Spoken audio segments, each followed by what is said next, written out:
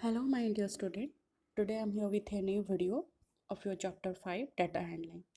So, in this video, you are going to learn about data and data handling, types of graph, in that pictograph, bar graph, double bar graph, histogram, pie chart, and chance and probability.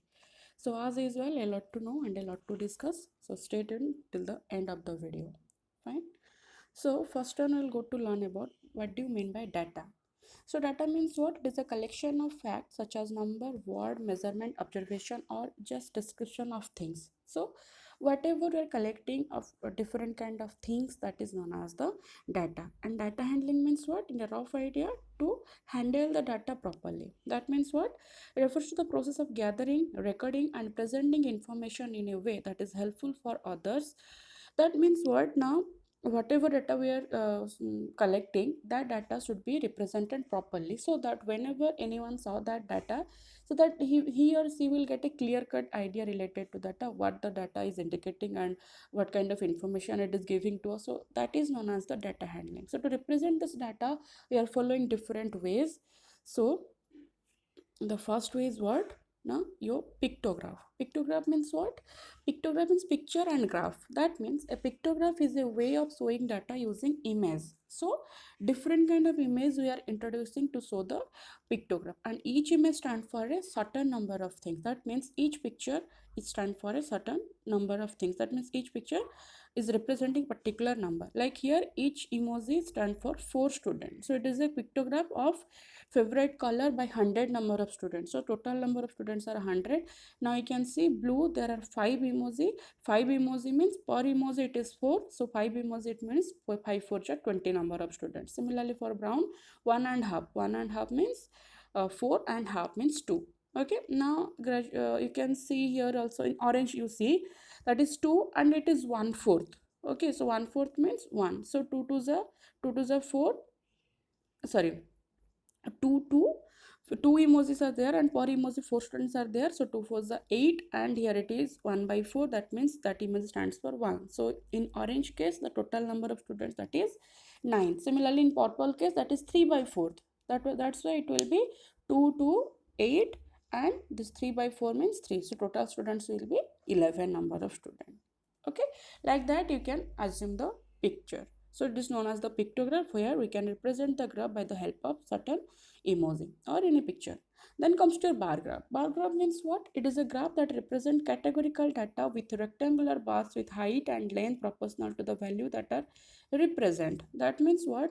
We are representing this data by the help of certain bars which are proportional with the value that we want to represent, and it may be vertically as well as it may be horizontally. Just see an example related to this bar graph.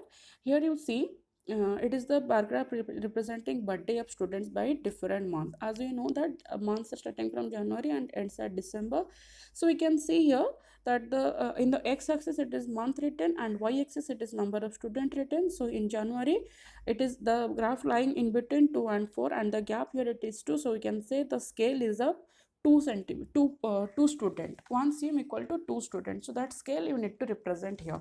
Okay, so it is, since it is 2 in between 2 and 4, so the number of student will be what? 3 only. In February it is 4, in March it is 2, and in April again it is 3. Similarly, we can see that at each month how many number of students having their birthday, and it is known as what? Now vertically bar graph. Okay, now in the second bar graph you can say it is the horizontally bar graph. Why it is horizontal?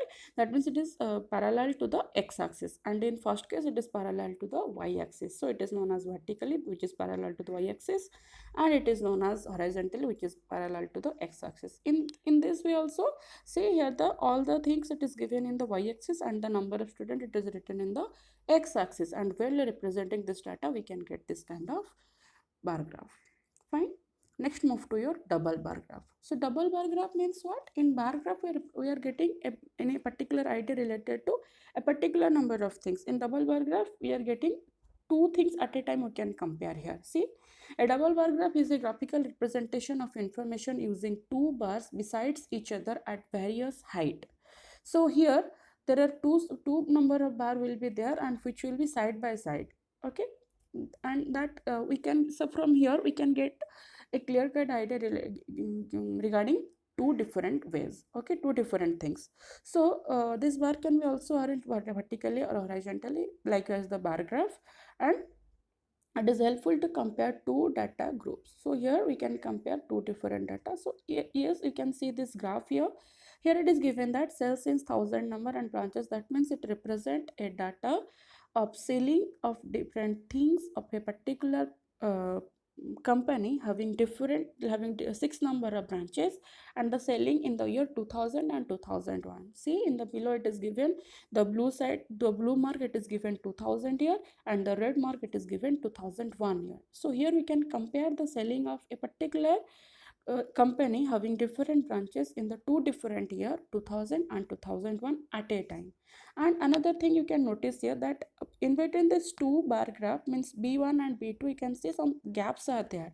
Similarly in case of your data also means bar graph also, here also between two bars there certain space is there. Fine, so remember this point. Then you come back to your histogram. Histogram means what? A histogram is a graphical representation that organizes a group of points into user specified ranges. In the bar graph and double bar graph you are getting a particular exact value, but here it is a range of value. Okay, I'm come to that point.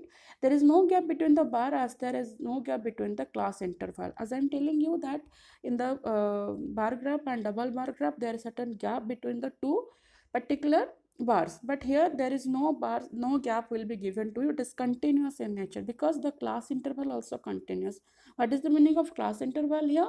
Now that ranges, if you are saying that it is a group of 0 to 10 or 10 to 20, 20 to 30, that is known as the class interval. 0 to 10 is a class interval, 10 to 20 is a class interval, like that way. Okay, so the range into which data in a frequency distribution table are being, so that is known as the class interval. The starting value is known as the lower class limit and the ending value is known as the higher class limit. What does it mean? Now if you are saying that 10 to 20 is a class interval, so where 10 is the lower class interval and lower class limit, and 20 is the higher class limit. Okay, so the difference is known as the width or size of the class interval. That the difference, here it is 0 to 10, 10 to 20, 20 to 30. In that case, the gap will be what? 10 minus 0, 10, 20 minus 10, 10, 30 minus 20, 10. So in this case, we can say the class interval, it is 10 only. Okay. Now see one example here that is given here. The class width is 5. Why so? Now see, we can see the class interval. It is 10, 15, 20, 25, 30 like that, and frequency it is 0, 5, 10, 15, 20 and 25 like that way. So here you can see that there is no gap in between the two bars, and as well as see the arrow mark given I'm here, one zigzag line is there, right? So what does that mean, this zigzag line? Now see the class interval is starting from 10 to 15, 15 to 20 like that way, and the gap is 5. But the gap is 5, but we are starting from 0 to directly 10. So here there are two class interval, we are hiding that one, that is from 0 to 5 and from 5 to 10. So that hiding part we are introducing this zigzag line which indicate that in this point, in this zigzag line there are certain values present here, which is 0 to 5 and 5 to 10. So that part there is no number present in between, there is no frequency present in between these two class interval, that is 0 to 5 and 5 to 10. So no need to write that one. That's why we're hiding it by the help of this zigzag line. Okay, and you can see there is no gap in between the any bars, and that is known as the what? Your histogram. Okay, now come back to your last part, that is your circle graph or pie chart. Circle graph means what? Circle means you already know that a graph representing in the form of circle, that is known as circle graph. So pie chart is a type of graph in which a circle is divided into sector that each represent a proportion of the value. So that means what? Now total circle is divided into different part, and each part is representing a certain value. Okay, so to calculate the percentage each slice is worth, so what is the percentage it is occurring? That is, we can calculate by this one, angle of each slice divided by 360 into 100. So this is the, we can calculate this one, we can calculate the percentage by this formula.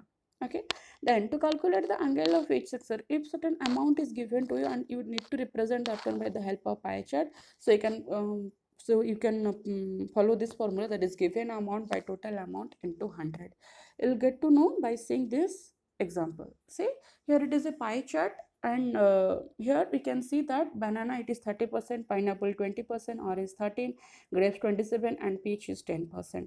So here if we say that if this is the percentage it is given, no, let's say what is the exact value. So let's say it is a survey of 200 number of students having their favorite favorite food. Okay, so here number of student eating banana can be calculated by, it is 30%, no, 30% means 30 by 100 multiplied with 200. Where this 200 came? Now the total student it is 200. So we can say that the number of student it is 60. Similarly for pineapple we can calculate, pineapple it is 20%, so 20 by 100 into 200 you are getting 40. Similarly for orange, grapes and peach we can calculate. So this is the formula that if a graph is given to you, how to find out the particular number of things. Now if the things is given to you and you need to represent that one by the help of a pie graph. So how to, so to represent anything but in a pie chart we need to know the angle. So how to know the angle here? Now see, total number of students here, that is 30, and they are going, some of them are going by walking, some of them are going by bike, some of their car, and some of by bus. So how to know which how many number of students walking, how many number of students reaching the school by which way, and what is the angle it is creating. So we can say that, as I told you, that the given amount by the total amount. So for walking the given amount is 9 and the total number of student is 30. So we can say that 9 by 30 into 360 we are getting 108. So 108 angle 8 degree is the angle which is creating by the student which walking. So likewise we can calculate the other angle, and we can represent this angle by the help of a pie chart by making a making a feasible circle and draw any random radius, and from take that as a base, and you can draw the different kind of angle. Okay, then move to your chance and probability. Chance and probability means what? Chance is the occurrence of events in the absence of any obvious intention or cause. What is the total outcome? Means the whatever chance we can imagine, that is known as the chance. Okay. Probability means what is the extent to which an event is likely to occur, measured by the ratio of the favorable cases to the whole number of possible. That means what? Now what you want, or what is the chances to get this one. So that is known as the probability. Total chance is different, and what is the probability to get this value, that is known as the probability. So here a random experiment is one whose outcome can be predicted exactly in advance. Like we can say that say the sun rises in the east, so that is the random experiment, so it is 100% it will be true. Okay, so in this case the probability will be 1 only. Now see the see this example here.